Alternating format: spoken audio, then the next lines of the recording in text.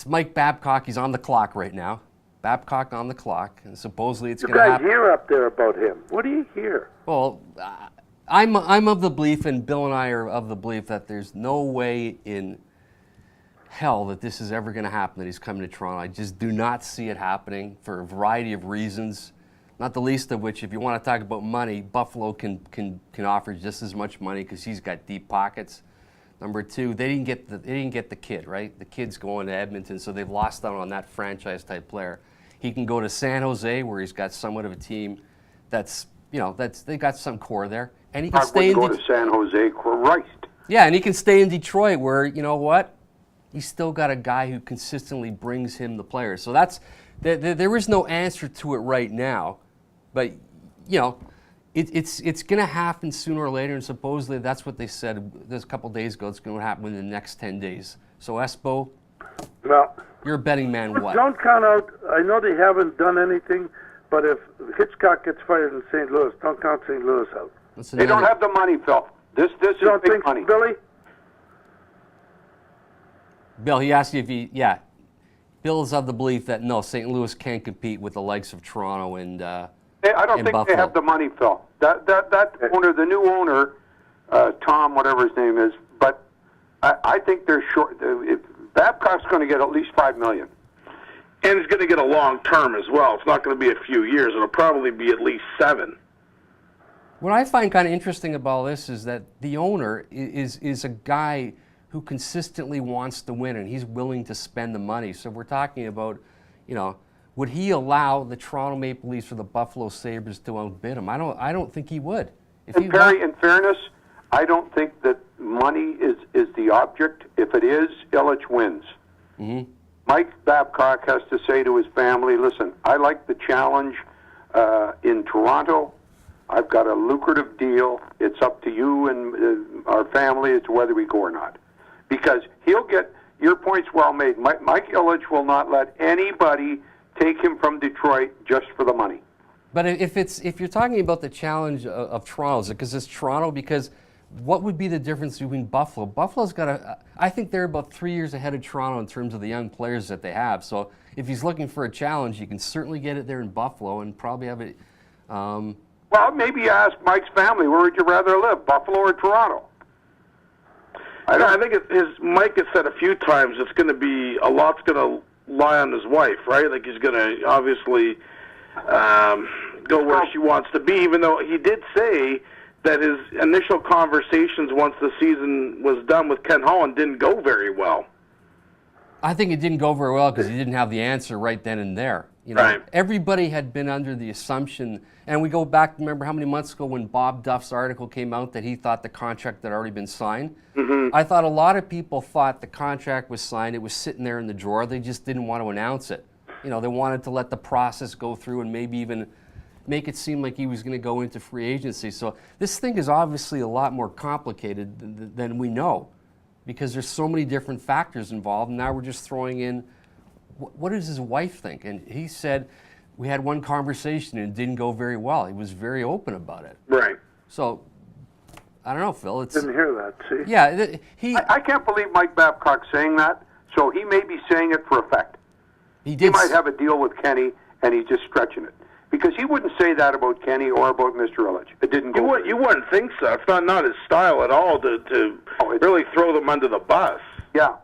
No, I don't think he said that. That tells me he's staying in Detroit. So why is it playing out then?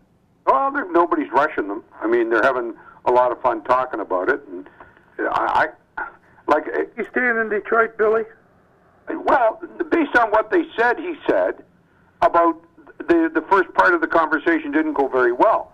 Mike Babcock has never insulted Ken Holland or Mike Illich, and for him to say he would never say that unless he's saying it for effect.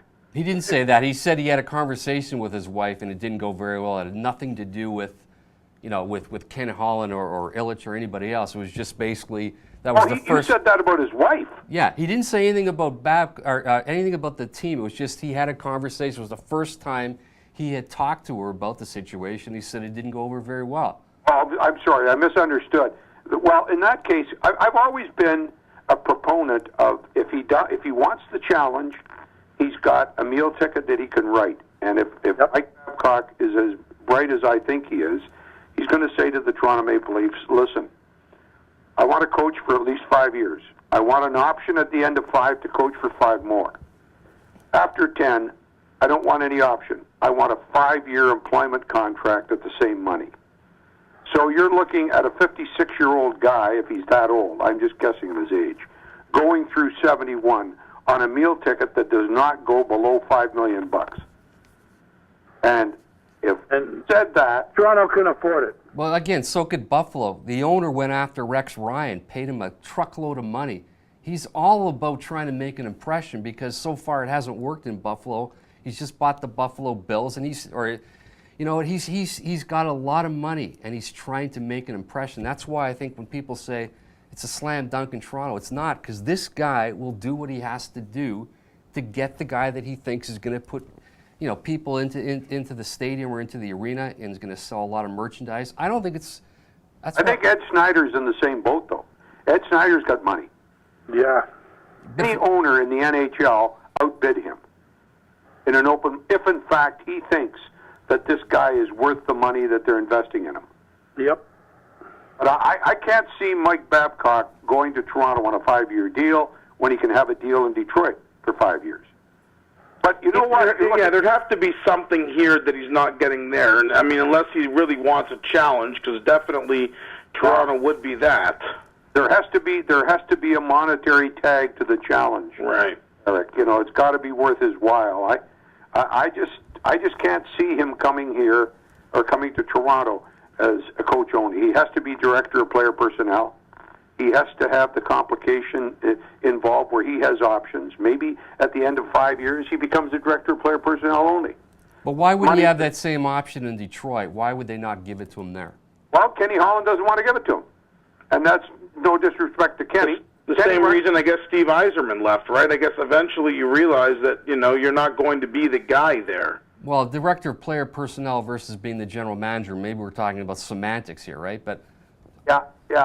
I don't see why Ilitch would not say, yeah, okay, we'll give you a 5-year contract, and afterwards we'll give you another 5-year contract, but you're not going to be the GM. If that's what you want, we'll give you that contract. If you're not happy with that, then go explore, employment elsewhere. Once you make that commitment to Mike Babcock becomes the team. And but the thing about Mike Babcock is I think he's intelligent enough to handle that power and that authority very well. Even though he hasn't had it before. He just worked under Kenny. I've heard stories where Mike would walk into a meeting of the general manager and the scouts and to review the team. And Mike, before the meeting even started, walked up to the front of the room, put 10 names on the board, said, "These guys have to go." That's 10 out of 23. So Kenny says, "Now, Mike, how do you think I'm going to get 10 players like that to replace them? I don't care. I don't want them." Kenny settled. Really? Kenny settled for 2. This is a story that I've heard. I can't divulge the source, but I've heard. And I don't know anything about Mike Babcock other than he's got a very professional relationship with Kenny Holland, and he would say it only for effect because he knows that Kenny's the guy that has to make it go, and getting rid of 10 players in one drop is a fairly significant statement. Mm-hmm. Unless he was saying 10, but if he gets 2 or 3, then he's happy with that because he's obviously not going to be all 10. Yeah, that's right. No, that could have been part of it too.